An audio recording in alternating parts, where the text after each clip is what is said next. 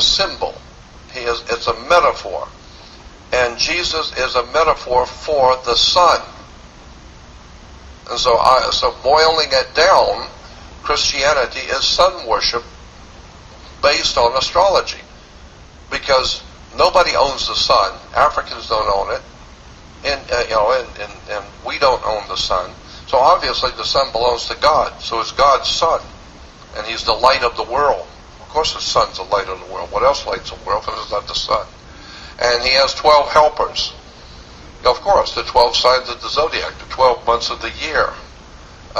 He is our risen Savior. Of course, it rises every morning about 5:30. And the sun is your Savior. If it don't come up, we're dead. So once you start breaking down the symbols in the Old and the New Testament, you begin to see that Christianity is basically astrology and sun worship. But it has been so well hidden and so cleverly disguised.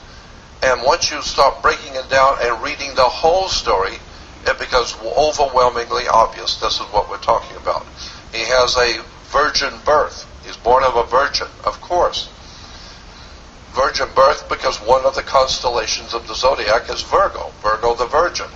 Let me give you an example of how this works. On the first day of summer, the very first day of summer, the sun is as high in the northern hemisphere as it's going to go. It doesn't go any further north. The first day of summer, the sun is as high in the northern hemisphere, and it begins to work its way south. And each day it moves 1 degree. And as it moves 1 degree each day, 90 days later, or 90 degrees later, it's halfway down. So now we say that the sun was the Lion King in summer. The Lion King, because the sun was in the constellation of Leo, the Lion King from Disney. But then as the sun moves southward, it finally hits Scorpio. So God's sun was really hot. He was the Lion King, but now he's falling.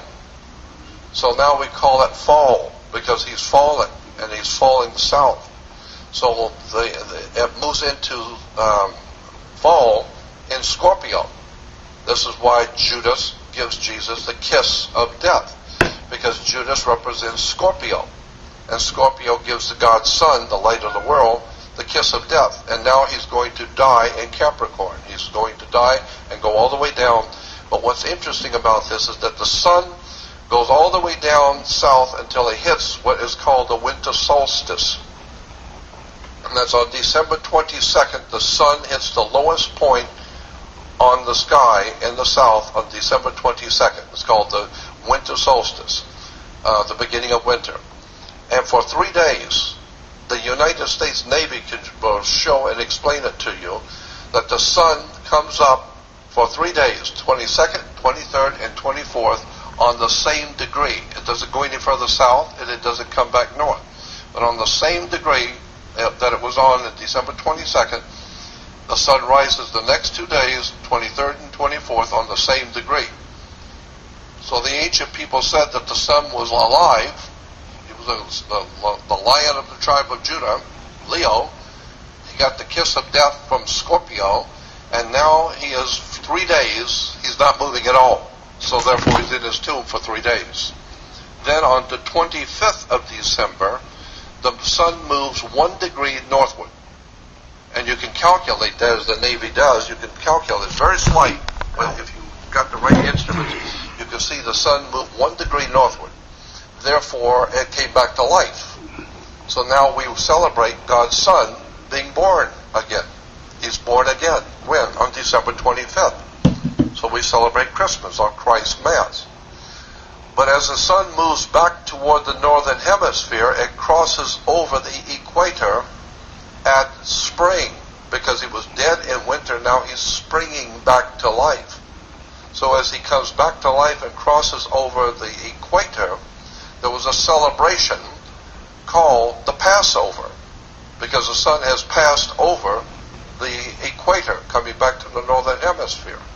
And so today we even say when someone dies, we say grandmother passed last night, grandfather passed away, or they passed on. But always past was associated with death. So God's Son has passed over the equator. equator. So once a year, around the world, the Jews celebrate the Passover, which is nothing more than the sun passing over the equator. And Christians, of course, cannot do that because that's Jewish, and they wouldn't want to have anything to do with the Jewish celebration. So Christians have a totally different celebration. They call it the resurrection of God's Son. And so they go out on the Passover and go out and have something called the Easter sunrise service. So you actually have Christians going out and waiting for the sun to come up for something called a sunrise service. I mean, what is that all about? The Christians are worshiping the sun, and then when you start looking at how the word S-O-N and S-U-N are interchangeable in Christianity, and God knows there's a lot of information on that. So that basically you boil down Christianity is sun worship, astrology. Old Testament is astrology. Sun worship. Yahweh, as I said, was associated with the sun and the planet Saturn. Let me